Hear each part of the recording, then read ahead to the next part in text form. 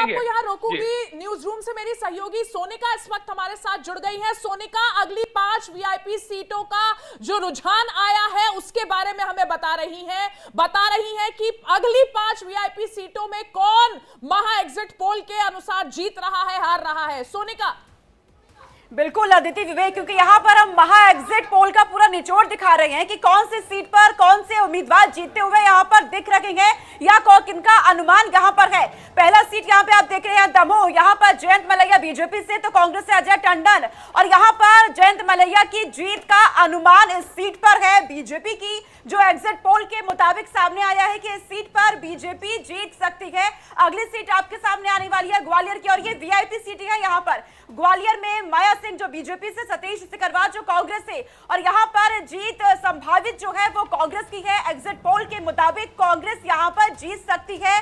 यहाँ पर ये माया सिंह जो कि बीजेपी से, और इसके अलावा अगली सीट आपको बता दें जो कि वीआईपी सीटों का, क्योंकि आपको आप पूरा निचोड़ बता रही हैं, शुजालपुर अगली सीट है, और यहाँ पर इंदर सिंह परमार बीजेपी से तो रामवीर सिंह सिकरवार कांग्रेस से, और एग्जिट पोल के मुताबिक यहाँ पर कांग्रेस से रामवीर सिंह सिकरवार की जीत यहाँ पर दिख रही है। संभावित जीत के मुताबिक यहाँ पर कांग्रेस की जीत।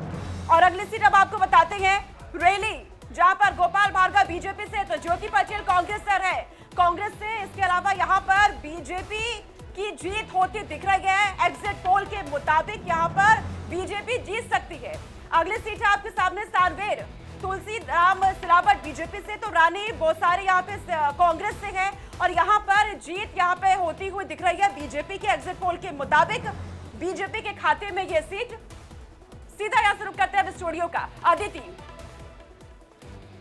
तो 5 सीटों की और डिटेल आपके सामने रखी, लेकिन इसमें एक बात ये साफ होती है कि जो बीजेपी ने एक बड़ा दाव खेला कि बड़े वीआईपी कैंडिडेट्स को उतारा जाए, चाहे वो मध्य प्रदेश में हो चाहे वो राजस्थान में हो, उसका एक एज मिलता तो अभी तक नजर आ रहा है साफ तौर पर। अगर हम इस पर नजर डालें तो विवेक, हम चाहेंगे कि हम राजस्थान चले, हमारे सहयोगी मनोहर वहां पे खड़े हैं।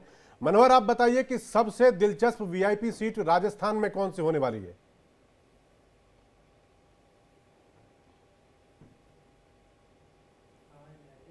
मनोहर की आवाज नहीं आ रही है जी। मनोहर की आवाज नहीं आ पा रही, उनको दोबारा कनेक्ट करने की कोशिश करेंगे। दानिश कुरैशी अपनी बात पूरी कीजिए, उसके बाद मैं जाऊंगा समाजवादी पार्टी के हमारे मेहमान जो हमारे साथ जुड़े हैं। दानिश कुरैशी, आप कुछ कहना चाह रहे थे समय?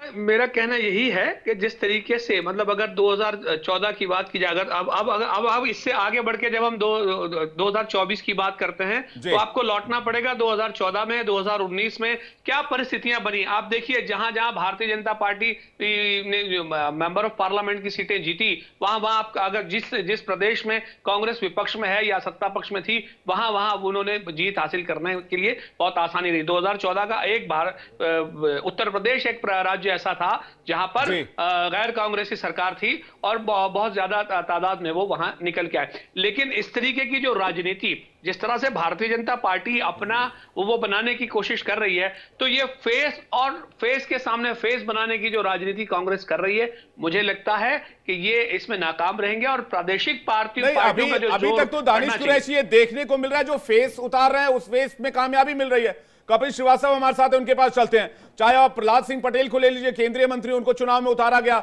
उनकी जीत संभावित नजर आ रही है। मुख्यमंत्री तो जीत ही रहे हैं। इसके अलावा आप देखिए कि जयवर्धन सिंह है जो दिग्विजय सिंह के बेटे हैं, वो कांग्रेस से लड़ रहे हैं, वो फेस हैं, वो जीत रहे हैं चुनाव।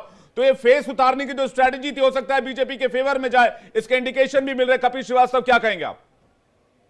देखिए, एक बहुत स्पष्ट सी बात है कि फेस का वैल्यू है या नहीं है, ये तो इलेक्शन के बाद पता चलेगा। आप जो एग्जिट पोल करके देख रहे हैं उसमें कुछ ही एक लोगों से आपने बात की।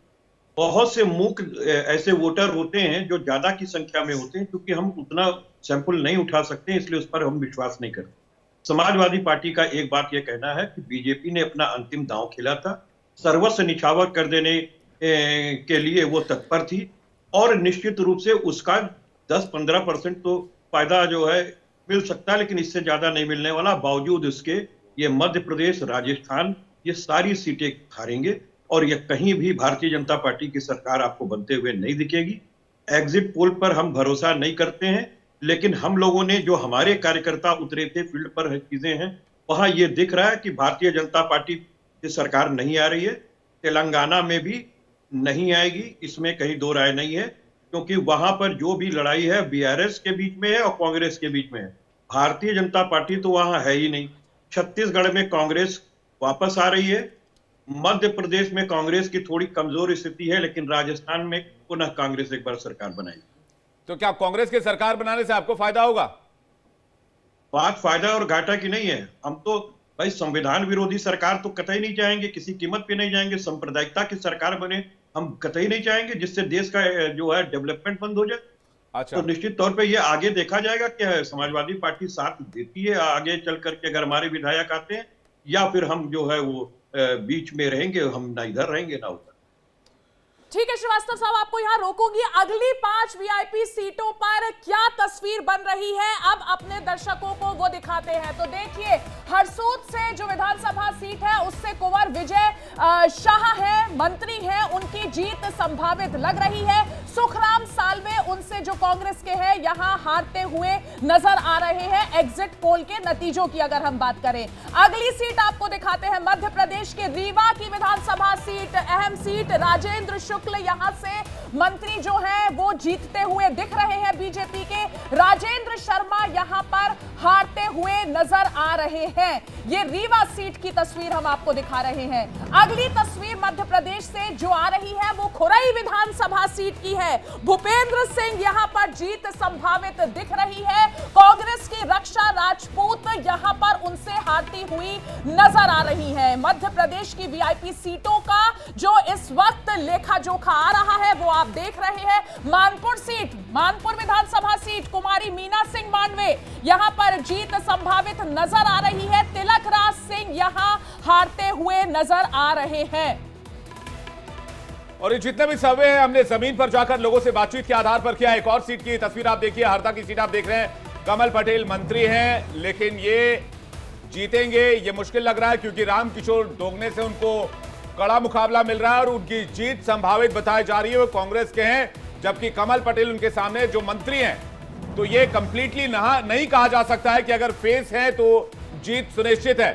कई मंत्रियों पर भी तलवार लटक रही है, जैसा कि अभी हमने आपके सामने तस्वीर पेश की। विवेक, हमें लगता है कि हमें जितेंद्र से पूछना चाहिए कि उनकी नजर में मध्य प्रदेश की सबसे दिलचस्प और जहां पर कि कांटे का मुकाबला हो सकता है, ऐसी कौन सी वीआईपी सीट है जितेंद्र?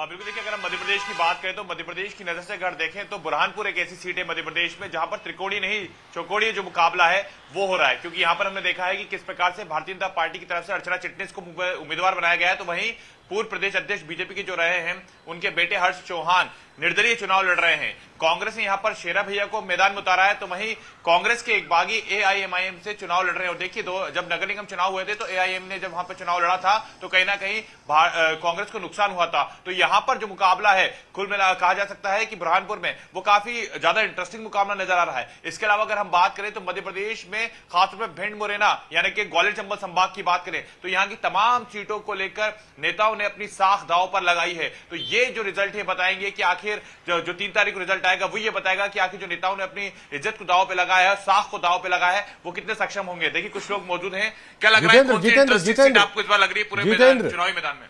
जी जी, मैं ये कह रहा हूं कि अभी आपने भिंड मुरैना और ग्वालियर की बात की, तो क्या वहां पर आपको लग रहा है, जो आपके पास रिपोर्ट ग्राउंड की है, कि ज्योतिरादित्य सिंधिया का किसी तरह का करिश्मा या उनका किसी तरह का प्रभाव नहीं चल पाया? जो कांग्रेस का वहां पर वोट बैंक था वो आज भी कांग्रेस के पास ही होने वाला है?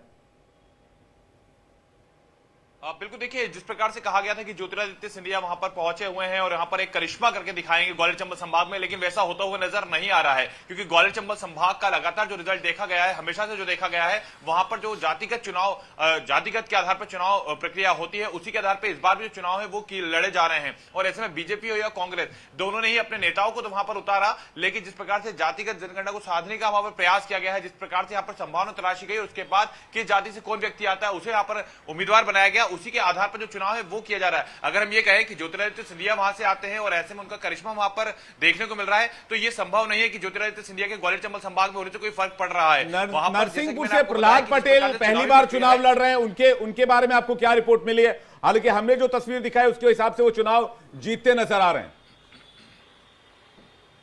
बिल्कुल, देखिए प्रहलाद पटेल की हम बात करें तो केंद्रीय मंत्री हैं और जिस प्रकार से उन्हें मौका दिया गया है, और ऐसे में प्रहलाद पटेल को लेकर लगातार शुरुआत में कहा जा रहा था कि वहां पर केंद्रीय मंत्री को उतार दिया गया है, लेकिन जिस प्रकार वहां वोटिंग परसेंटेज रहा है और चूंकि ये जो सीट रही है वो पहले ही उनके परिवार से जो व्यक्ति रहे वो चुनाव लड़ते हुए आए हैं, और ऐसे में अभी जो सीट है वो उनके पास आई है। तो यहाँ पर कुल मिला के कहा जा रहा है कि जो नरसिंहपुर की सीट है उसे यहाँ पर प्रहलाद पटेल निकालते हुए नजर आ रहे हैं। लेकिन देखिए डर उसी बात का है कि अगर प्रहलाद पटेल की पे जीत संभव ही बताई जा रही है, तमाम जो दिग्गज नेताओं को उतारा गया था मैदान में उनकी जीत संभव हो जा रही है, और ऐसे में अगर बीजेपी सरकार बनाती है तो उसके बाद बीजेपी के अंदर क्या होगा ये किसी से छिपा नहीं है। लेकिन वर्तमान में जो आंकड़े निकल कर आए हैं, जो ग्राउंड रिपोर्ट निकल कर आई है, उसमें नरसिंहपुर की सीट भी बीजेपी निकालती हुई नजर आ रही है। ठीक जितेंद्र, आपको यहाँ रोकेंगे। मुकेश त्यागी का एक बार फिर से रुख करते हैं। Mukesh, VIP seat